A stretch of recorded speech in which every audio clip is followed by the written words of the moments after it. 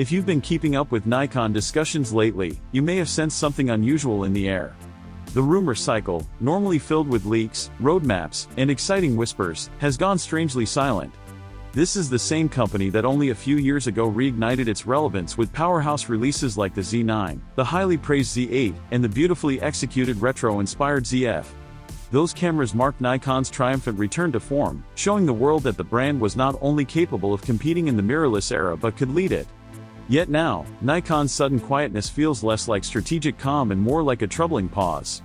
And because the photography world thrives on momentum and conversation, that silence is prompting a growing question: is something going wrong behind the scenes?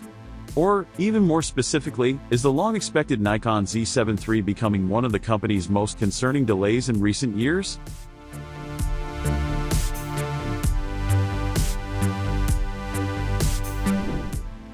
To understand why this silence feels so unsettling, it helps to rewind. The original Nikon Z7, launched in 2018, represented Nikon's early commitment to mirrorless technology, a high-resolution camera aimed squarely at photographers who value detail, tonal accuracy, and the classic Nikon look. While not flawless, the Z7 established a foundation for a new era. It delivered the kind of color science and image quality Nikon users loved while venturing into fresh territory. Then came the Z7 II, an improved and more refined version featuring dual processors, better autofocus reliability, and enhanced operational stability. It quickly became a trusted choice for still photographers, landscape shooters, portrait artists, and studio professionals who wanted precision and resolution in a compact full-frame body. For years, that camera filled an important role. But fast forward half a decade, and its successor, the Nikon Z7 III, remains nowhere to be seen. No teasers. No reliable leaks. Not even vague hints from Nikon leadership. 5 years of waiting feels like an eternity in a segment where competitors are evolving rapidly.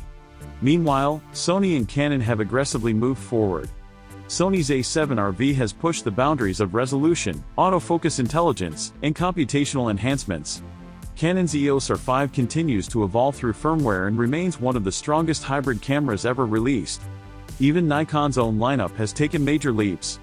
The Z8 and Z9 significantly reshaped public perception of Nikon's capabilities in speed, autofocus, video performance, and overall technological maturity. And yet, the Z7 line, the one once meant to represent pure photographic excellence, seems to be frozen in time. It feels like an entire segment of Nikon's identity has stalled. Industry analysts, insiders, and longtime Nikon followers have floated several theories about why the Nikon Z7 III appears to be stuck in limbo. One theory suggests that Nikon may be planning a rebranding strategy, possibly retiring the Z7 name altogether. With Nikon's recent push into new product categories, like the ZF with its retro styling and the rumored ZD or ZR series, some believe Nikon may be reshuffling its internal product identity to better reflect today's hybrid-focused market. If that's true, the resolution-focused Z7 line could be absorbed into a new naming scheme, potentially blending photography-first designs with hybrid-friendly features. This could blur the boundaries between still-centric models and cameras aimed at video-intensive creators. Another theory points to an identity crisis within the Z7 series itself. Historically, the Z7 models have always been marketed as high-resolution photographic tools rather than hybrid workhorses. They targeted photographers who wanted maximum detail without the need for oversampled video formats, advanced codecs, or high-speed continuous shooting. But the camera market has changed drastically since 2018.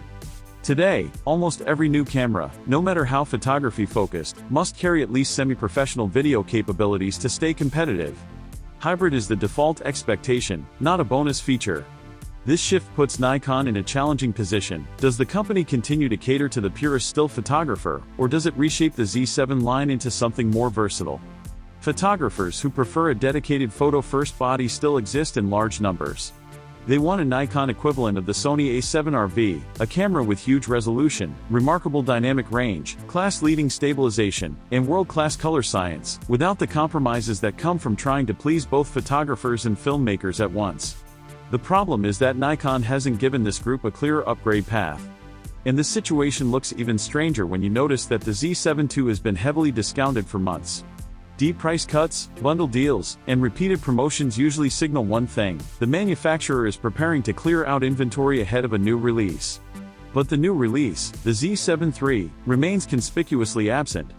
This leads to the next major theory, Nikon's collaboration with Red Digital Cinema. Since Nikon acquired key Red patents and entered a deeper technical partnership, there has been speculation that Nikon is now redirecting significant resources into integrating Red's imaging and video technology into future models. If true, this shift could explain delays in several product lines, including the Z7 III. Nikon might be prioritizing cinema-oriented development and advanced video pipelines, allowing the Z8, Z9, and future flagship systems to leverage Red's innovations. While this direction may strengthen Nikon's position in the cinema world, it could unintentionally slow progress on cameras meant for pure photographers. This creates another dilemma. The Z7 series has never been about video, nor was it intended to be. It was Nikon's badge of high-resolution still photography, a tool for those obsessed with detail, color accuracy, and static subjects. But Nikon's recent camera releases, particularly the Z8, Z9, and ZF, have leaned heavily into hybrid identity, promoting raw video formats, advanced codecs, compression efficiencies, and filmmaker-friendly features. So where does a Z7 III fit into this evolving philosophy? Some sources inside the industry believe releasing a high-resolution, stills-focused camera in today's market might be risky.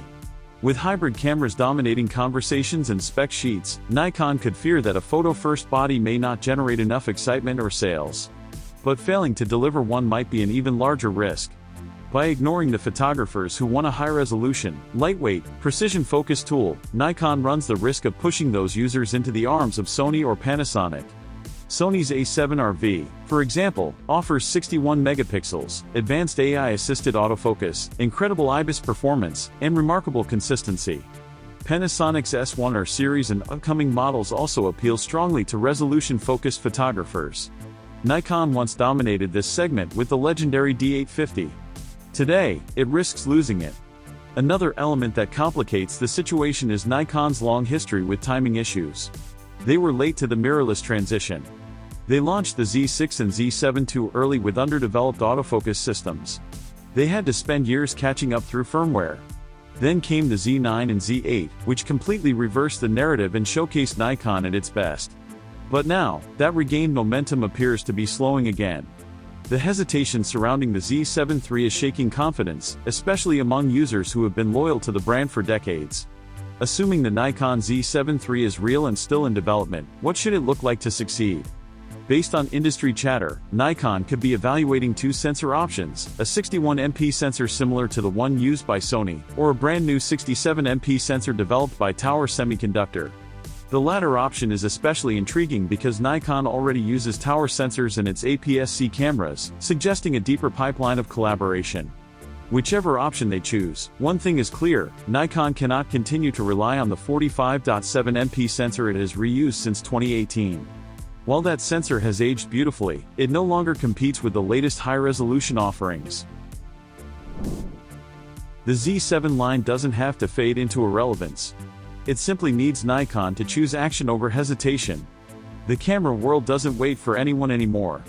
If Nikon wants to shape the future instead of reacting to it, the Z7 III could be the perfect way to lead again.